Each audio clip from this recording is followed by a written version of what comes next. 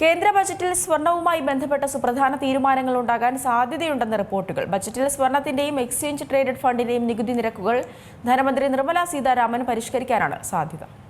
അസാധാരണമായ കുതിപ്പ് നടത്തിക്കൊണ്ടിരിക്കുകയാണ് നിലവിൽ സ്വർണ്ണവില. 2025 മാത്രം ഏകദേശം 80% വർധനമാണ് സ്വർണ്ണവിലയിൽ രേഖപ്പെടുത്തിയിരിക്കുന്നത്. 2026 ഇത് തുടരുമെന്ന റിപ്പോർട്ടുകളാണ് പുറത്തുവരുന്നത്. സ്വർണ്ണവിലയിലെ ക്രമാതീതമായ ഈ മുന്നേറ്റം ഇന്ത്യൻ ജനതയെയും ഗുരുതരമായി ബാധിച്ചിട്ടുണ്ട്. ഇതോടെ വില നിയന്ത്രിക്കുന്നതിന് സർക്കാരിന്റെ ഭാഗത്തുനിന്ന് എന്ത് നടപടിയുണ്ടാകുമെന്നാണ് സാധാരണക്കാർ ഉന്നയിക്കുന്ന ചോദ്യം. ഇപ്പോഴത്തെ പുറത്തുവരുന്ന റിപ്പോർട്ടുകൾ പ്രകാരം വരാനിരിക്കുന്ന കേന്ദ്ര ബജറ്റിൽ സ്വർണവുമായി ബന്ധപ്പെട്ട സുപ്രധാന തീരുമാനങ്ങൾ ഉണ്ടാകാൻ സാധ്യതയുണ്ട്. ബജറ്റിൽ സ്വർണത്തിന്റെയും എക്സ്ചേഞ്ച് ട്രേഡഡ് ഫണ്ടിന്റെയും നികുതി നിരക്കുകൾ ധനമന്ത്രി നിർമ്മല സീതാരാമൻ പരിഷ്കരിക്കാൻ സാധ്യതയുണ്ടെന്നാണ് വിവരം. ഭൗതിക സ്വർണത്തിന് പുറമെ ETF-കൾ വഴി ഡിജിറ്റൽ ഗോൾഡ് വാങ്ങുന്നവരുടെ എണ്ണം വർദ്ധിച്ചിട്ടുണ്ട്.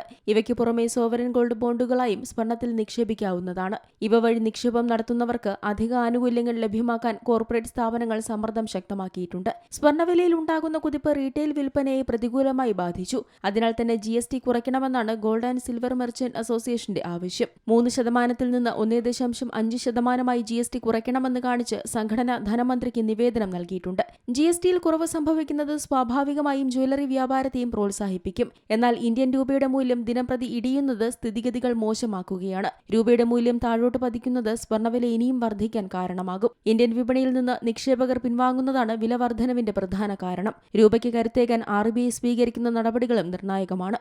Business desk, Zee Malayalam news.